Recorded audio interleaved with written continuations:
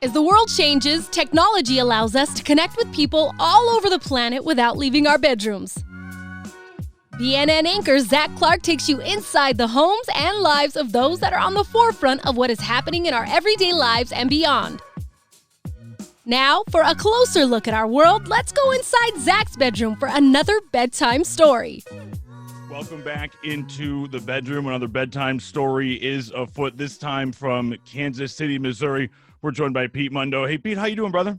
Zach, I'm doing well, man. The bedroom setup and the bedroom studio is first class, pal. It looks Thank great. you. I can roll right out of bed and get right to work. Not too shabby.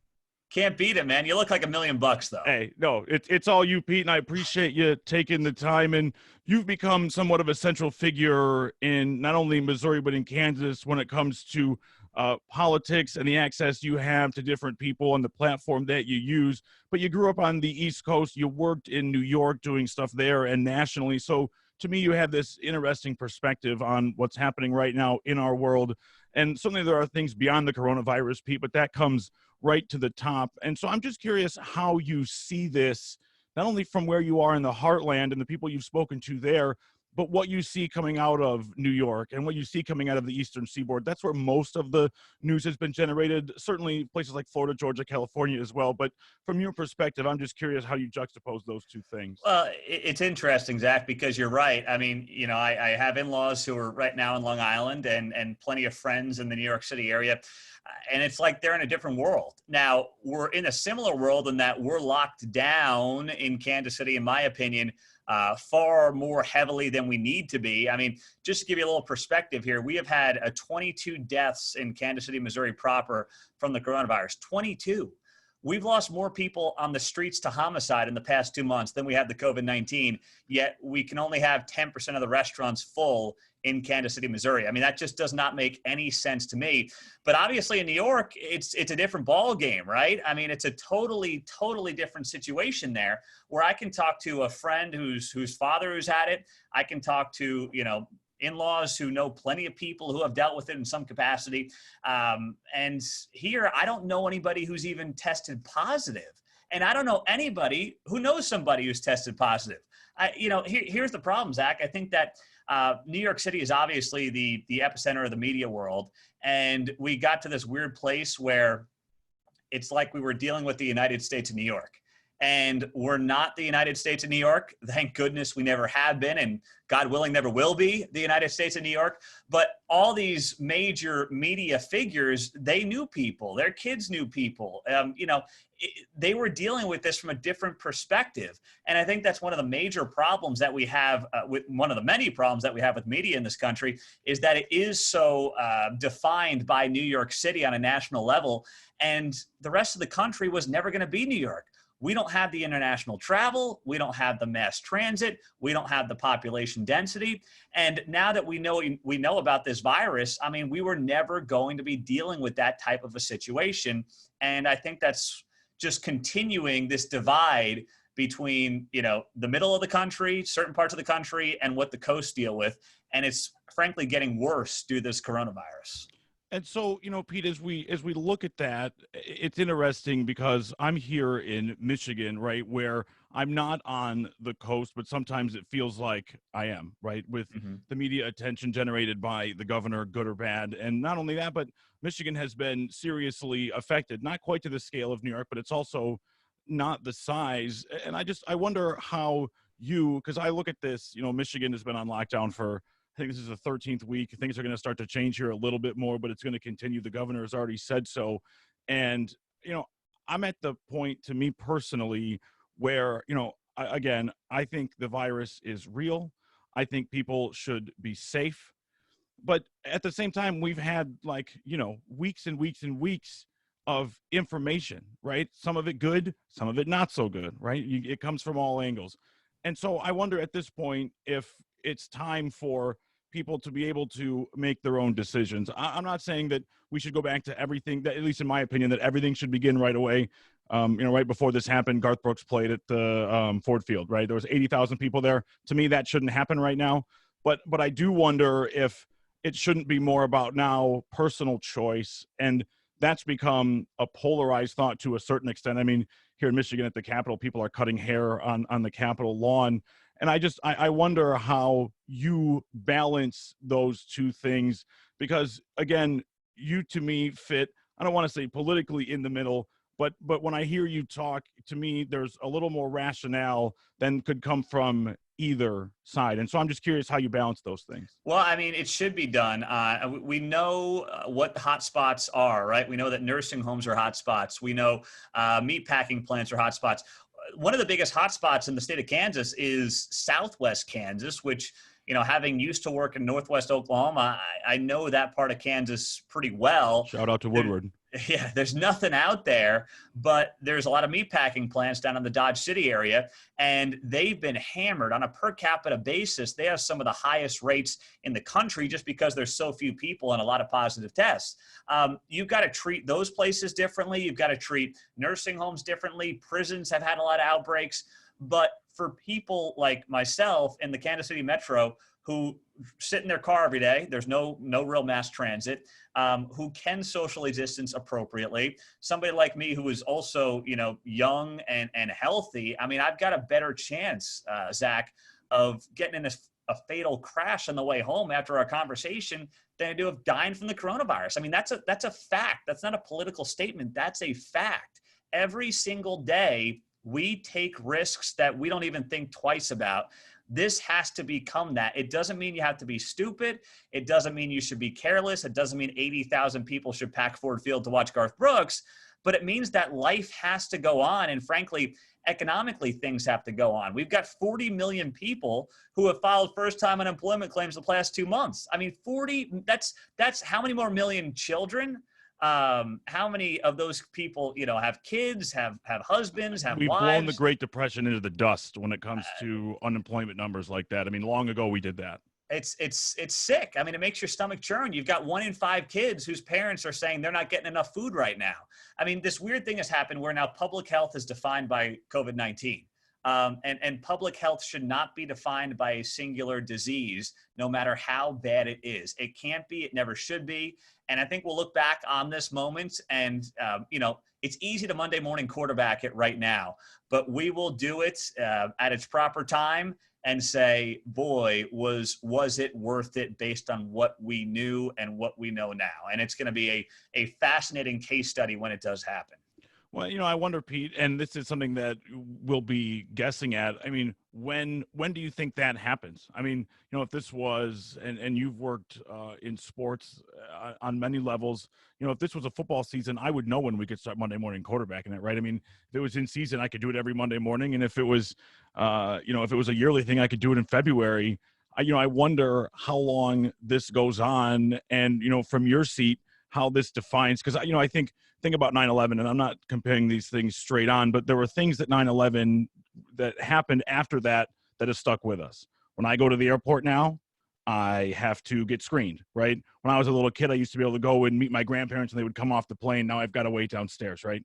So I wonder how this sticks with us politically and how it defines what happens going forward, because I'll tell you, from where I am in Michigan, it is no matter what side you're on, people are just, they're pointing at each other, and this mask has become, it's almost, and I don't want to make this a straight comparison, but the mask has almost become the MAGA hat, and they don't mean the same thing, but people see it and it creates this thing. And so I just wonder going forward how you see things go. Well, there's 3 parts there. The first part is you can start Monday morning quarterbacking it today. You're right about that. The question is what happens come the fall and the winter, right? So there's just like a football season, you can Monday morning quarterback 17 weeks of the year. You can theoretically start doing that today for the past 8 weeks. I mean, I've been doing that every morning. But of course, we don't know what's going to happen here late summer, early fall, the winter, what's to come. Then there's your point on the political angle of this. That's being divided to me, Zach, by half America who is simply okay with more government in their lives, and another half who isn't. And that's what this is coming down to. The half that is saying, you know what, what's the big deal? Better safe than sorry. And if the government's got to be heavily involved, that's okay. We're okay with that anyway. The other side of the country is saying, you know what? We know now what we know about this virus, who's most vulnerable. Let us get back to our freedoms as a country while also being safe. At least the reasonable people are saying, let's be safe, but let's get back to our freedoms. Let's stop driving this country into another $2, $3, $4 trillion of debt that our great grandkids are going to pay for, and try to live with this thing. So the politics are breaking down that way because that's how the politics always break down. More government versus less. And I'm of the belief that, at least right now, the less government crowd has more facts behind them to say, hey, we can't continue like this. An economy can't continue like this. A society can't continue like this. And it's a cliche, but you're starting to see a lot of evidence that the cure may, in fact, be worse than the disease.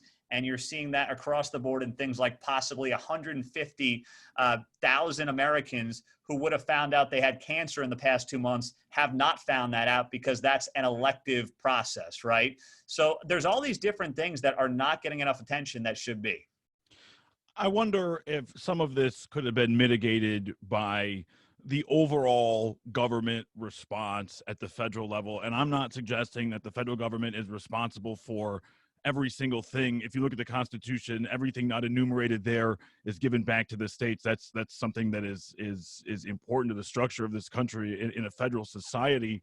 But, and it's not just been, this is not just about the president, but the messaging has not always been clear, and the direction hasn't been either. And that goes for the CDC early on with the testing. I wonder if things could have, you talk about Monday morning quarterbacking, like when you Monday morning quarterback, from that angle, I wonder how this could have been handled differently, right? And certainly from the angle that you were talking about, it can be done by allowing more people out, but allowing them to work, allowing them to live their lives, allowing them to accept how much risk they want to take every day, right? But I wonder if some of this could have been mitigated by a better response, or maybe even better connection between states and the federal government. And again, that's tricky because of what I said earlier, where while we live in a united country, the federalists and the states have a lot of power. No, I mean, this has been poorly executed at every level. The feds did a good job once they got going in mid to late March. Was there a month there where seems like things, could have been done that weren't being done? Sure.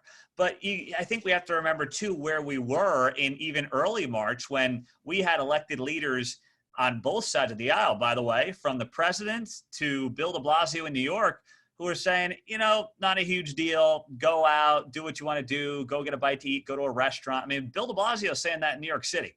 So, there's absolutely criticism for those at the federal level for how the administration handled this along the way. 50 days in a row of press conferences going 2 hours long was not a good idea. Finally, those things did come to an end. But you can also go to the state level and the local level and say, Andrew Cuomo forcing thousands of people testing positive into nursing homes, which was like throwing gasoline on a fire, was probably the biggest mistake any public official has made in this entire country through this entire, process of the past 2 months. So there's absolutely blame to go around. It can go from, county legislators here in Kansas and Missouri to mayors of New York to governors to, yes, all the way up to the president. It can be done. But now I think what we have to do is say, okay, those mistakes have been made. What is the best thing today for right now for the country as a whole? And you cannot do anything in terms of running a society by thinking about a very small minority. When you know that 75%, I believe it is, of these deaths are folks ages 70 and older, that's not to say that those people don't matter, but it's to say that you have to get back to a functional society for the majority, right? And then protect those that are most vulnerable. And that leaves everything that's happened the past 2 months at the door and says, how do we move forward?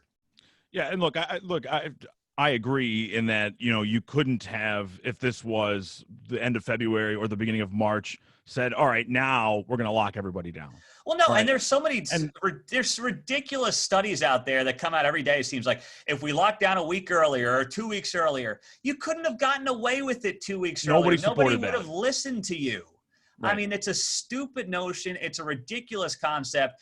And these academics that come up with this crap clearly spend their entire time, in classrooms and not in the real world, because nobody would have listened. So, Pete, then I'll leave you with this.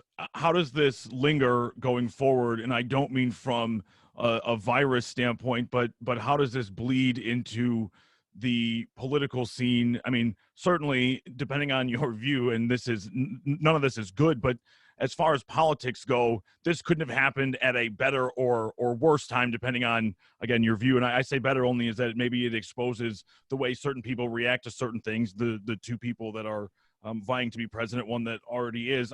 I wonder how this goes, because there's no doubt that this has become, I mentioned the mask earlier, a partisan thing, maybe not all the way around, but at a lot of levels.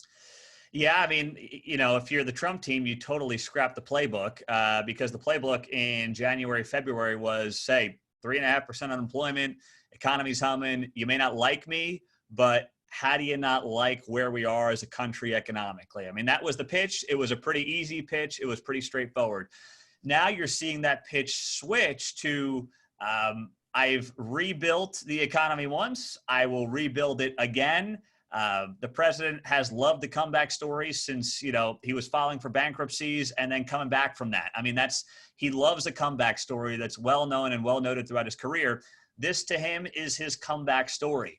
I think it's tougher. I mean, it's tough for any president to get reelected if you're staring down a recession, 2 straight quarters of negative GDP, which is likely to happen, and an unemployment rate in the double digits. And no sign of it getting better anytime soon, no, at least in the immediate future. No, there's not going to be a V-shaped recovery. It's not going to happen. And that's not because of anything or any policy the president did do or did not do. But the simple fact is there's so much disposable income in that 60 to 65 plus crowd as people live longer. They're not going to go on cruises. They're not going to be flying to Europe anytime soon, at least in mass. They're not going to concerts, football games, all these different things. So it's going to be a slower recovery. But now it has to be about who do you trust more to rebuild the economy, me or the other guy.